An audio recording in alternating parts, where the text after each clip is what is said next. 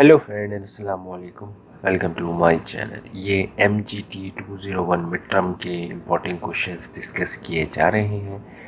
इसके अंदर आपको क्वेश्चन आंसर यानी कि जो क्वेश्चन किस टॉपिक से या किस मॉड्यूल से लिया गया है या किस चैप्टर से लिया गया है वो भी बताया जाएगा। आइए स्टार्ट करते हैं आज की वीडियो को।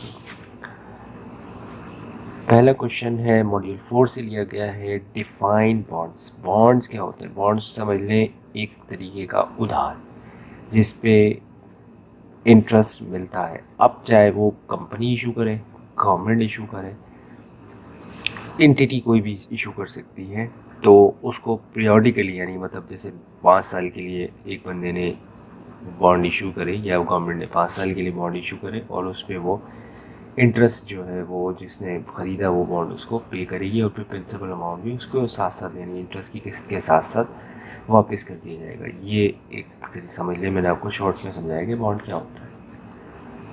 अब मॉड्यूल 5 से लिया गया है, what ratio would be calculate to measure the performance to measure the firm profitability, explain these.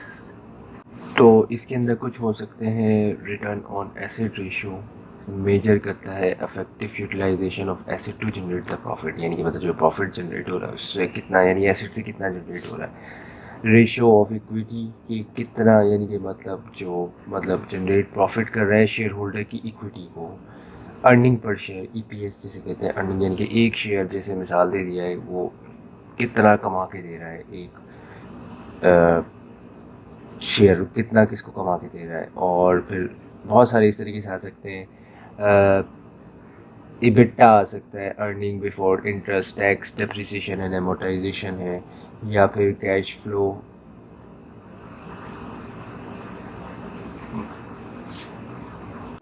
Margins है, ये भी आ सकता है। ऑपरेटिंग इनकम मार्जिन्स वगैरह वगैरह और भी आ सकते हैं।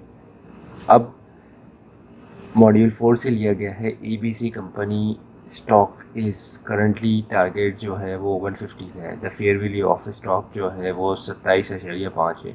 What would be decision of rational investor in this situation, buy और सेल, जस्टिफाई योर आंसर। तो एक रैशनल डिसीजन रखने वाले का डिसीजन क्या हो सकता है ये आपसे मांगा जा रहा है। चलें आप जो है वो पहली बात ये रैशनल डिसीजन जो यानी कि करता है उसके अंदर बहुत सारी चीज़ें वो और भी चीज़ें देखता है। पहली बात ये कि शेयर की जो समझ लें मार्केट से डिटरमाइन नहीं करता वो उसके फंडामेंटल्स देखता है, और दूसरा उसका ये देखता है कि उसको लॉन्ग टर्म होल्ड करना है या फिर शॉर्ट टर्म होल्ड करना है। सही है। और रिसर्च करता है, एनालिसिस करता है मार्केट की कि भाई मार्केट में इस जैसी कंपनीज कैसे परफॉर्म कर रही है, या फिर ये कि इस कंपनी ने कैसे परफॉर्म किया उस अब इसको यानी कि और डाइवर्सिफिकेशंस कितनी है। तो बहुत सारी चीज़ें वो एनालाइज करने के बाद इस चीज़ का डिसीजन बनाएगा कि वो बेचेगा या नहीं। ऐसे नहीं होगा कि एक ही झटके में हाँ मैं बोल दूँ कि ये बेच देगा, नहीं ख़रीद लेगा, ऐसा नहीं है। अब है लेक्चर नंबर मॉड्यूल नंबर 3 से, what is the future value of 5-year ordinary annuity that promise to pay you 300 at the end of each year, assuming that all payments are made 10% annually for 5 years। तो इसकी fair value जो है वो ordinary annuity से calculate करेंगे। 300 रुपये जो है वो आपको पे करने हैं। तो इसका प्रेजेंट वैल्यू का फार्मूला है 300 मल्टीप्लाई बाय ब्रैकेट, बड़ा ब्रैकेट, फिर छोटा bracket 1 plus 0.10 bracket close power 5, क्योंकि 5 साल के लिए, और -1 और डिवाइड बाय कितना 10% इसमें दिया हुआ है 0.1 आएगा। तो आप इसको कैलकुलेट करेंगे तो आपके पास आंसर आ जाएगा 1831.53 रुपये। ये आपका आंसर आएगा।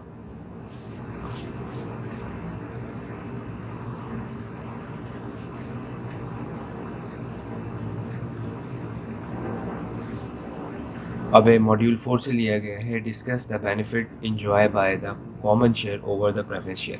कॉमन शेयर पे जो बेनिफिट्स इंजॉय करता है वो सबसे अहम बेनिफिट होता है वोटिंग राइट्स का, जो प्रेफरेंस शेयर के पास नहीं होता। वोटिंग राइट्स मतलब यानी कि जैसे मिसाल दे दिया है, प्रेफरेंस शेयर चाहे आपके पास पूरी कंपनी के प्रेफरेंस शेयर्स ही हो, लेकिन आप वोट नहीं कर सकते, ये प्रेफरेंस शेयर के अंदर रिस्ट्रिक्शन लगी होती है। और जो ऑर्डिनरी शेयर्स होता है उसके अंदर आप जो वोट कर सकते हैं, कोई रेजोल्यूशन ला सकते हैं, डायरेक्टर को हटा सकते हैं, बहुत सारे राइट्स होते हैं इसके अंदर। तो ये इंजॉय करता है जो कॉमन शेयर वाला होता है।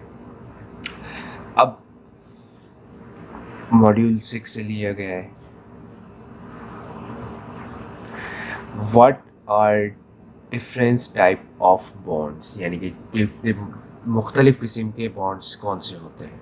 तो जिसके अंदर सबसे बड़ी बात है गवर्नमेंट बॉन्ड्स आते हैं, जिसके अंदर ट्रेजरी बॉन्ड्स होते हैं, टी बिल्स जिसे कहते हैं हम, जो मतलब बहुत लंबे भी चलते हैं, बहुत छोटे भी चलते हैं। ट्रेजरी जो बिल्स होते हैं वो इस तरीके से। कॉर्पोरेट होता है इन्वेस्टिगेशन और इन्वेस्टमेंट ग्रेड बॉन्ड्स होते हैं, सही, हाई यील्ड बॉन्ड जिसे जंग बॉन्ड भी कहते हैं। म्यूनसिपल बॉन्ड्स भी हो सकते हैं, एजेंट बॉन्ड भी हो सकते हैं जो गवर्नमेंट स्पॉन्सर्ड हो, ठीक है। और फॉरेन बॉन्ड जैसे यूरो बॉन्ड्स का आपने अक्सर नाम सुना होगा, यूरो बॉन्ड, ये फॉरेन बॉन्ड्स भी होते हैं। और ज़ीरो कूपन रेट इसके अंदर, जो ज़ीरो कूपन रेट होता है इसके अंदर मैं थोड़ा सा एक्सप्लेन कर देता हूँ कि आपको कोई इंटरेस्ट पे नहीं किया जाता, लेकिन आपसे प्रिंसिपल कम लिया जाता है और पे जो है वो आपको ज़्यादा किया जाता है। जैसे मिसाल दे दिया है, बॉन्ड जो है वो 5,000 रुपये का है, तो अभी आपको प्रेजेंट में कहेंगे कि भाई आप हमें 4,000 रुपये दे दें, फिर जब बॉन्ड मैच्योर होगा तो हम आपको 5,000 रुपये दे देंगे। तो ये होता है, इसमें इंटरेस्ट पे नहीं किया जाता, प्रिंसिपल को पूरा कर दिया जाता है। इस तरीके से फ्लोटिंग बॉन्ड है, सेविंग बॉन्ड्स हैं और एसिड बेस्ड बॉन्ड्स है, बहुत सारी बॉन्ड्स की किस्में हैं, तो आप ये सब लिख सकते हैं। What is par value. तो पार वैल्यू क्या होती है? पार वैल्यू ये होती है फेस वैल्यू, नॉमिनल वैल्यू, जिस चीज़ पे वो इशू किया है। जैसे मिसाल दे दिया है 100, जैसे पार वैल्यू फॉर बॉन्ड्स, यानी बॉन्ड्स के लिए क्या किया जाती है कि रिप्रेजेंट करता है अमाउंट का bond holder receive from the issuer, यानी जो बॉन्ड होल्डर है वो रिसीव इशूअर्स के जो मिलता है, यानी इशूअर जो उसको देता है, उसको हम पार वैल्यू फॉर बॉन्ड कहते हैं। और पार वैल्यू फॉर स्टॉक के जैसे मिसाल दिया, मोस्टली कंपनीज पाकिस्तान में 10 रुपये पे स्टॉक इशू करती है, जैसे कि मतलब यानी कि हमारी जो वैल्यू होगी वो 10, अब वो चाहे शेयर 10 रुपये से 1 रुपये आ जाए, कई कंपनीज के साथ ऐसा हुआ, अब वो शेयर 10 रुपये से 100 रुपये का हो जाए, 10,000 रुपये का हो जाए, ये कुछ भी है। तो पार वैल्यू कौन सी है? जो फेस वैल्यू है। अब लेक्चर नंबर 4 से लिखा है required rate of return. Required rate of return क्या होता है, ये ध्यान में रखें कि ये वो रिटर्न होता है या वो चीज़ होती है जो एक इन्वेस्टर कहता है कि इतने अमाउंट तो मुझे मिले ही मिले कि मैं इस जगह इन्वेस्ट कर रहा हूँ, अपना पैसा रोक रहा हूँ, अपनी अपॉर्चुनिटी को। ऐसी बात है अगर वो इन्वेस्टर उस जगह पैसा ना लगाए तो कहीं और लगा सकता है। जैसे मिसाल दीजिए कोई इन्वेस्टर जो है वो गोल्ड में पैसा लगा रहा है और गोल्ड में एक्सपेक्ट है कि 10% रेट मिले, तो अब उसका रिक्वायर्ड रेट बन गया 10%। अब वो 10% वो चाहता तो 10% म्यूचुअल फंड में लगा सकता था, 10% प्रॉपर्टी में लगा सकता था, वही पैसे जो है वो अपना उससे गाड़ी खरीद सकता, रेंट अ कार कर सकता, बहुत सारे काम कर सकता था। तो वो उसने छोड़ के उसने से गोल्ड पे लगाया, लेकिन उसको रिक्वायर्ड रिटर्न यानी कि मतलब रेट ऑफ रिटर्न क्या मिला, यानी कि मतलब 10% अगर मिल गया तो वो उसकी समझ, यानी कि जो एक इन्वेस्टर इन्वेस्ट करने से पहले जो चीज़ सोचता है। अच्छा, इसके अंदर बहुत सारी चीज़ें होती है कि इन्वेस्टमेंट टाइप क्या हो सकती है। टाइम ऑफ होराइजन, यानी मतलब 1 साल के लिए इन्वेस्ट कर रहा है, 100 साल के लिए इन्वेस्ट कर रहा है, खैर 100 साल के लिए तो नहीं इन्वेस्ट करेगा, मजाक कर रहा हूँ, लेकिन 10 साल के लिए इन्वेस्ट कर रहा है। रेशो कितना है, मार्केट कंडीशन कैसी चल रही है। जैसे आजकल पाकिस्तान की मार्केट कंडीशन काफ़ी ख़राब चल रही है, तो लोग ज़्यादातौर पे गोल्ड और सोने में इन्वेस्ट कर रहे हैं। उसकी वजह यही है, क्यों? क्योंकि ज़ाहिर सी बात है सेफेस्ट इन्वेस्टमेंट जो सबसे ज़्यादा समझी जाती है दुनिया के अंदर वो है गोल्ड। और अपॉर्चुनिटी कॉस्ट कितनी हो सकती है, तो ये सारे फैक्टर्स जो है वो डिपेंड करते हैं। अब मॉड्यूल 3 से लिखा है what do you mean by time value of money and explain briefly. इसके अंदर मैं एक आपको छोटा सा जुमले के अंदर ये बात समझा दूँ टाइम वैल्यू होनी कि पैसे की क्या कीमत है, यानी पैसे की भी एक कीमत है। अब कैसे? जिस तरीके से पाकिस्तान के अंदर बहुत स्पीड से महंगाई बढ़ रही, तो आज से 1 साल पहले आप 1 लाख रुपए में, समझ लें, मैं साल दे रहा हूँ, 10 तोले सोना ले लेते थे, ठीक है। आज 1 साल बाद 1 लाख रुपए में आप 10 तोला सोना नहीं ले पा रहे, इसका मतलब आपकी टाइम जो कीमत थी पैसे की वो गिर गई। दूसरा, आपकी जो पैसे की पावर थी वो भी कम हो गई। अच्छा, इसके अंदर बहुत सारी चीज़ें डिपेंड करती है। इंटरेस्ट डिपेंड करता है, आपका प्रेजेंट वैल्यू, फ्यूचर वैल्यू यानी कि मतलब फ्यूचर में, और फिर उसके बाद जाके आपके इंटरेस्ट भी डिपेंड करता है। तो पाकिस्तान के अंदर ये बहुत अच्छी मिसाल दी जाती है कि भाई जो पाकिस्तान की वैल्यू है करेंसी की वो बहुत गिर चुकी है। खैर, अल्लाह रहम करे, अल्लाह सबको अपने हिफ्ज़ व अमान में रखे।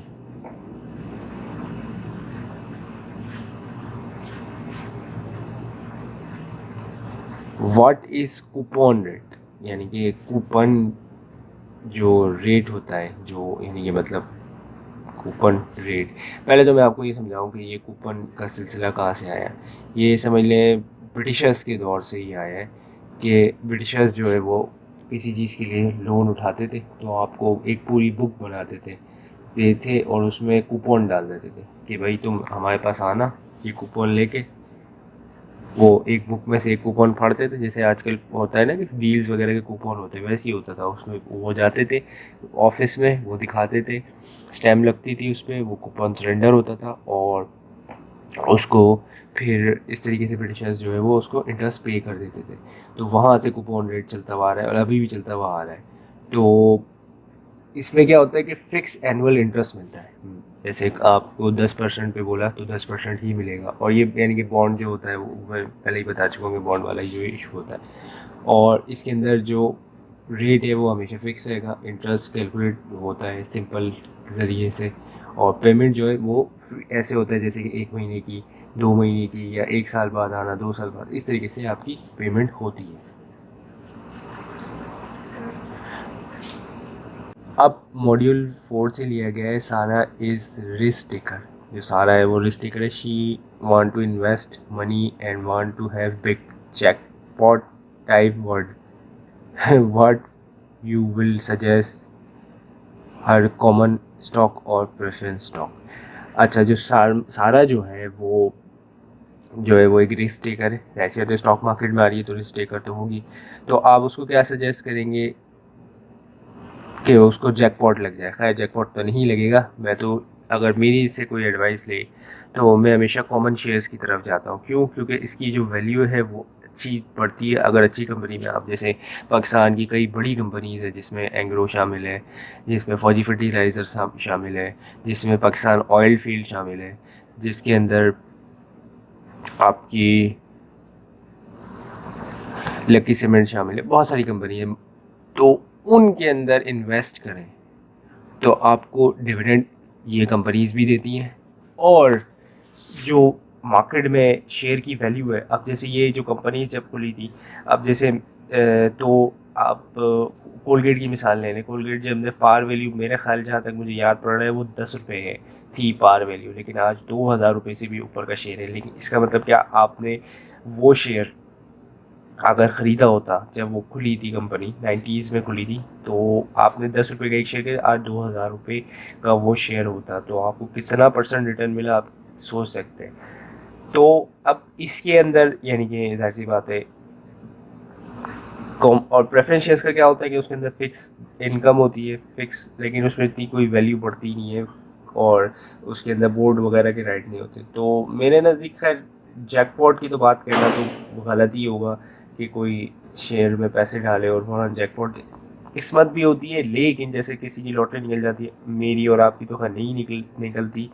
अब क्यों नहीं निकलती ये तो खैर अल्लाह ही जानता है। लेकिन यही बात है कि जैकपॉट तो कुछ नहीं हो सकता, लेकिन कॉमन शेयर मैं प्रेफरेंस करता हूँ। क्यों? क्योंकि वो आपको रेगुलर इनकम भी जनरेट करके दे रहे होते हैं। डिविडेंड जैसे आज मुझे PSO की तरफ से डिविडेंड आया, मिसाल दे रहा हूँ, आया नहीं आया वो तो एक अलग बात है, लेकिन ये कि फिर इंसान को खुशी भी होती है। और फिर इस तरीके से PSO की वैल्यू, जैसे जैसे कंपनी तरक्की करेगी वैल्यू ऊपर जाती है कि जैसे मैंने 100 रुपये का शेयर ख़रीदा तो वो 200 रुपये में चले आएगा, तो मेरी वेल्थ जो है वो डबल हो जाएगी। तो इसको समटाइम कह सकते हैं जैकपॉट। प्रेफरेंस शेयर्स के अंदर ऐसा नहीं होता, उसके अंदर तो फिक्स ही इनकम है, उसकी भी वैल्यू बढ़ती है लेकिन इतनी कोई ख़ास नहीं बढ़ती। तो मैं तो प्रेफरेंस शेयर से दूर ही रहता हूँ। तो मैं उम्मीद करता हूँ आपको ये वीडियो हेल्प करेगी आपकी एग्ज़ाम की प्रिपरेशन में। Thank you for watching this video and अल्लाह हाफिज़।